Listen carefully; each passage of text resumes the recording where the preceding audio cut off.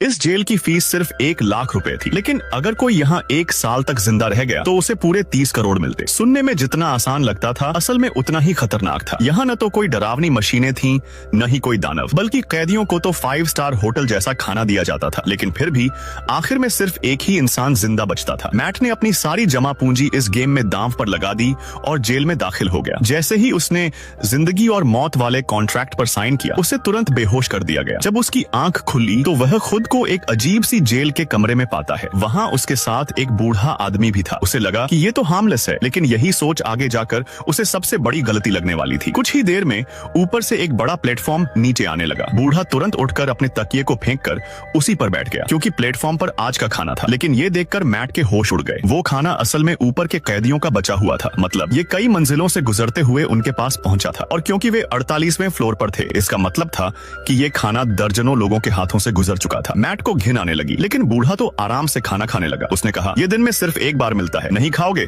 तो भूखे मरोगे। मजबूरी में मैट ने एक सेब उठाया और जेब में रख लिया। कुछ देर बाद जब खाना खत्म हो गया तो प्लेटफॉर्म नीचे चला गया। तभी बूढ़े ने वाइन उठाई, घूंट भरा और फिर उसी खाने पर थूक दिया। मैट गुस्से से बोला, तुम ये क्या कर रहे हो? बूढ़ा मुस्कुराते हुए बोला, नीचे वालों को तो यही खाना पड़ेगा, चाहे कुछ भी हो। फिर उसने मैट से कहा कि अगर उसने सेब नहीं फेंका तो कुछ ही सेकंड में कमरे का टेम्परेचर इतना बढ़ जाएगा कि दोनों भाप बन जाएंगे। मैट डर के मारे सेब फेंक देता है। थोड़ी देर बाद बूढ़ा बताता है कि हर महीने कैदियों की मंजिल बदल दी जाती है। पिछले महीने मैं 132वें फ्लोर पर था, वो बोला। मैट ने हैरानी से पूछा, इतनी गहराई पर तो खाना पहुंचता ही नहीं होगा, फिर तुम बचे कैसे? बूढ़ा हंस पड़ा और बोला, हर कैदी को एक चीज अपने साथ लाने की इजाजत होती है। मैट ने कहा, मैं तो बोर न हो जाऊं इसलिए किताब लाया हूं। तभी बूढ़े के चेहरे पर एक अजीब सी मुस्कान आई और उसने अपनी पीठ के पीछे से एक तेज धार वाला चाकू निकाल लिया। दोस्तों, अगर तुम्हें इस खतरनाक जेल में जाने का मौका मिले तो क्या तुम जाना पसंद करोगे? कमेंट में